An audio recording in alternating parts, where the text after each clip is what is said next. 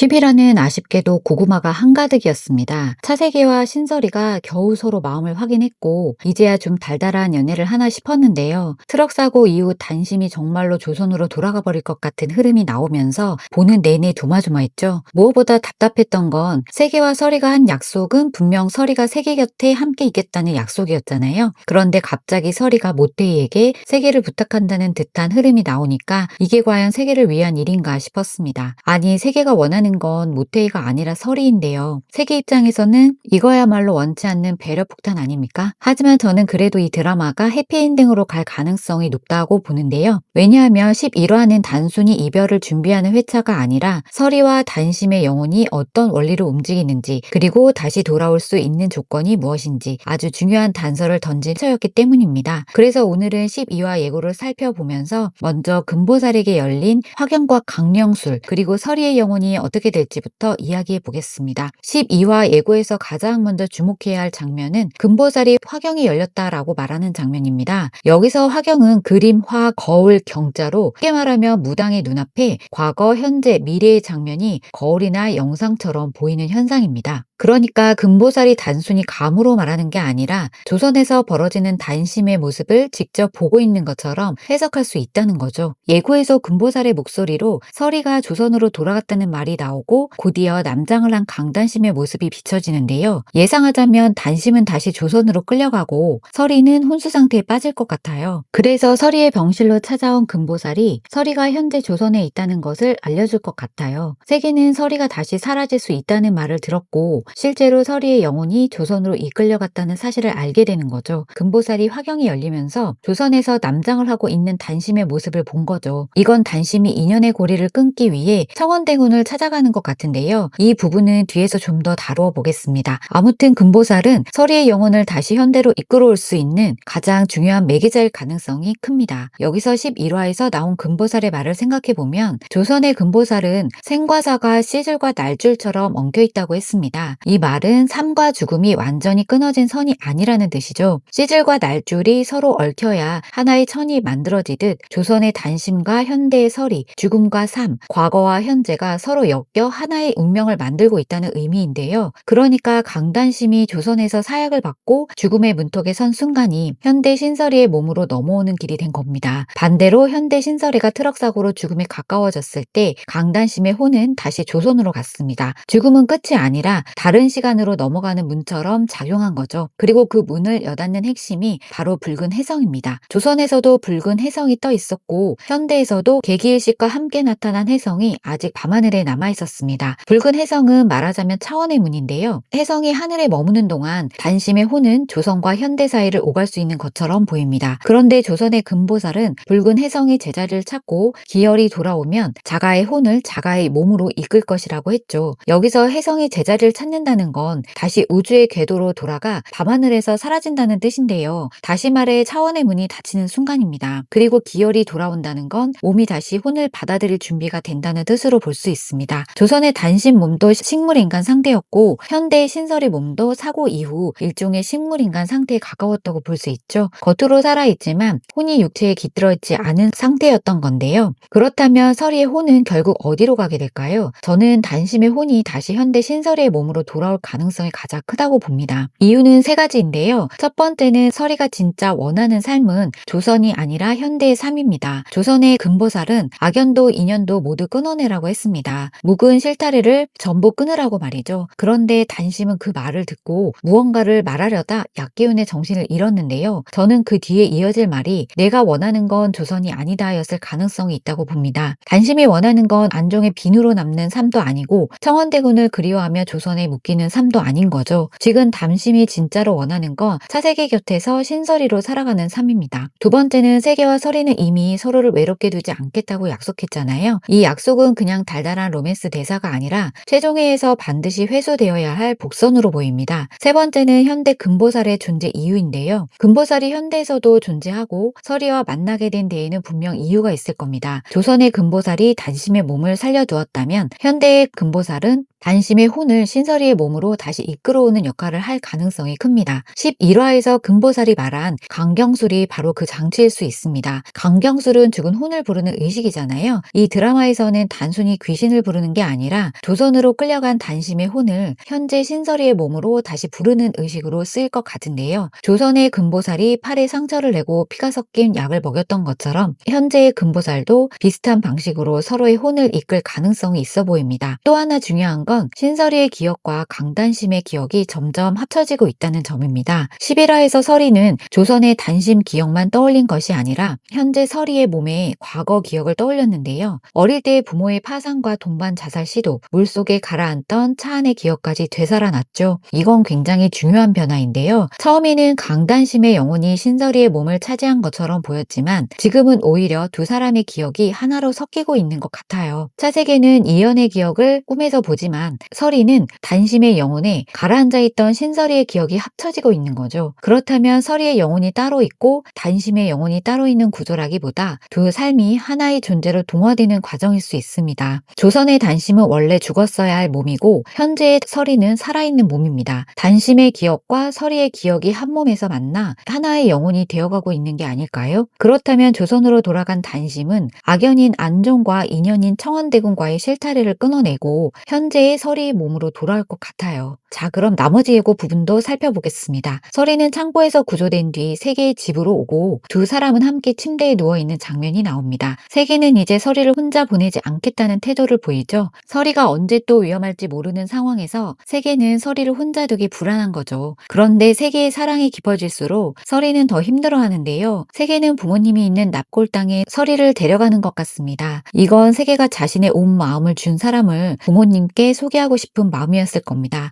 그런데 설이는 곧 떠날 수도 있다는 걸 알고 있기에 더 괴로운 거죠. 나중에 자신이 사라진다는 걸 알게 되어도 세계가 웃을 수 있을까? 끝을 모르고 기다리는 일이 얼마나 힘든지 단심은 누구보다 잘 아는 거죠. 청원대군을 기다리며 시들었던 과거가 있으니까요. 그래서 설이는 세계를 자신처럼 만들고 싶지 않았을 텐데요. 예고에서 설이와 세계가 벤치에 앉아 대화를 나누는 장면에서 설이는 자신이 돌아가야 한다는 말을 하는 것 같고 세계는 이를 받아들이지 못하고 가버리는데요. 세계 입장에서는 당연한 반응이죠. 이 악물고 살아온 사람을 설이만 바라보는 바보처럼 만들어 놓고 이제 와서 떠난다고 하면 어떻게 받아들일 수 있을까요? 차세계는 설이를 만나며 질투도 하고 투정도 하고 한약 한 봉지에 기분이 째지고 설이 말 한마디에 세상이 달라지는 사람이 됐잖아요. 그러니까 세계에게 설이는 그냥 사랑하는 여자가 아니라 처음으로 외롭지 않게 된 이유인 거죠. 남옥순 할머니도 12화의 중요한 변수인데요. 예고에서는 할머니의 상태가 좋지 않다는 의사의 목소리가 들리고 남옥순 할머니와 설이가 버스 정류장에 함께 앉아 마주보며 우는 장면이 나오는데 이 장면은 과거 부모님과의 사고 때 이야기를 하는 것 같습니다. 할머니는 그런 설이가 가엾어 함께 우는 모습으로 보이는데 할머니는 설이의 현재 삶을 붙잡는 또 하나의 중요한 인연일 것 같아요. 단심에게는 가족이 없었지만 신설이에게는 비록 부모에게 버림받고 상처받았지만 끝까지 품어준 할머니가 있는 거죠. 그래서 설이가 조선으로 돌아가더라도 끊어지지 않는 인연 중 한 명이 할머니일 것 같아요. 세계와 할머니는 설이가 현재로 돌아와야 하는 이유가 된 거죠. 이 둘의 인연은 설이를 다시 현대의 몸으로 끌어당기는 힘이 될 거라고 봅니다. 한편 최문도에게도 위기가 오는데요. 예고에서 최문도는 차달수 회장이 깨어났다는 소식을 듣습니다. 이건 최문도에게는 최악의 소식입니다. 지금 최문도는 차달수 회장의 부재를 틈타 4.1그룹 회장 자리에 앉았습니다. 그런데 차달수 회장이 깨어나면 최문도도 위태로울 수밖에 없는데요. 예상하기로 12화에서는 차달수 회장이 깨어나면서 끝나고 13화부터 최문도의 위기가 오지 않을까 싶습니다. 하지만 12화에서 세계도 가만히 당하고만 있진 않을 텐데요. 11화에서 세계는 최문도의 속을 안으로 직접 들어갔잖아요. 자신이 복감 리조트 TF팀 본부장으로 들어가며 오히려 상황을 역이용했죠. 세계가 내부에서 돌아온 탕하의 모습을 어떻게 보일지 궁금해지네요. 여러분은 어떻게 보셨나요? 설이는 조선의 악연과 이견을 끊고 다시 돌아올 수 있을까요? 금보살의 강령술이 마지막 열쇠가 될까요? 여러분의 의견 댓글로 남겨주세요. 시청해주셔서 감사합니다. 구독과 좋아요는 영상 제작에 큰 힘이 됩니다. 구독과 좋아요 꼭 부탁드립니다.